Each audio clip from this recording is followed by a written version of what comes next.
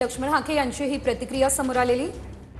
तर सीएसएमटी स्थानकावरची ही दृश्य आपण या ठिकाणी पाहतोय की सीएसएमटी स्थानकावर मराठा बांधव या ठिकाणी थांबलेले आहेत।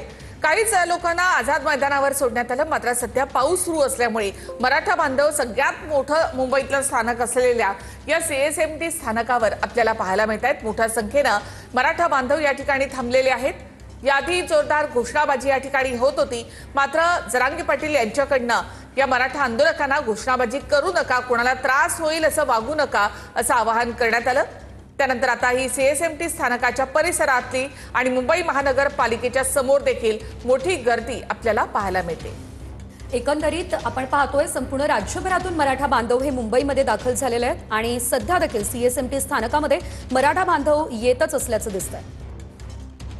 सर्व आंदोलकांना आपल्या माध्यमातून देखील ही विनंती करू इच्छितो आहोत की कुठल्याही प्रकारची इजा आपल्या स्वतःला आणि त्याचसोबत ट्रेननी येणाऱ्या सर्व प्रवाशांना होऊ नये यासाठी आपण मध्य रेल्वेचं सहकार्य करावं आणि यासोबतच आपण जी ॲडिशनल मॅनपॉवर इथे डिप्लॉय केलेली आहे त्यांच्या माध्यमातून देखील आपण सर्व प्रवाशांना मध्ये काही असे व्हिज्युअल्स चालत होते ज्यामध्ये एक दोन जे आंदोलक आहेत हे ट्रॅकवरती उतरले होते, त्यांना देखील कुठल्याही प्रकारची इजा होऊ नये यासाठी आपल्या आरपीएफचे कर्मचारी तुरंत सक्रिय आहेत आणि त्यांना लवकरात लवकर त्या ट्रॅकवरनं बाहेर देखील किंवा प्लॅटफॉर्मवरती देखील चढवण्यात आलेलं आहे।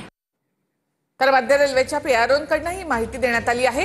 तर सीएसएमटीचा हा संपूर्ण परिसर मराठा बांधवांनी असा फुलून गेलेला आपल्याला पाहायला मिळत आहे। या स्थानकासह परिसरामध्ये मराठा आंदोलकांची प्रचंड गर्दी या ठिकाणी झाली आहे। संपूर्ण राज्यभरात शांततेने आंदोलन होणार असं मनोज जरांगे पाटील यांनी सांगितलेलं होतं आणि त्यानंतर ज्यांना शक्य असेल त्यांनी मुंबईला यावं असं आवाहन सुद्धा जरांगेंनी केलं होतं आणि त्यांच्या आव्हानालाच या ठिकाणी प्रतिसाद या सर्व मराठा बांधवांनी दिलेला आहे आणि संपूर्ण राज्यभरातून मराठा बांधव आता मुंबईमध्ये येण्यास सुरुवात तर सकाळपासून झालीच होती, मात्र सध्या मुंबईमधील छत्रपती शिवाजी महाराज टर्मिनल्स या परिसरामध्ये सुद्धा मोठ्या संख्येने मराठा बांधव जमलेले आहेत। ही गर्दी वाढतच चाललेली आहे। एकाच दिवसाची परवानगी देण्यात आलेली होती आणि त्यामुळे आता सायंकाळी ही गर्दी आणखी वाढणार असा देखील अंदाज वर्तवला जातोय। आझाद मैदानामध्ये मनोज जरांगेंचं आमरण उपोषण सुरू आहे, तर दुसरीकडे आंदोलक जे आहेत ते विखुरलेले आहेत। आणखी एक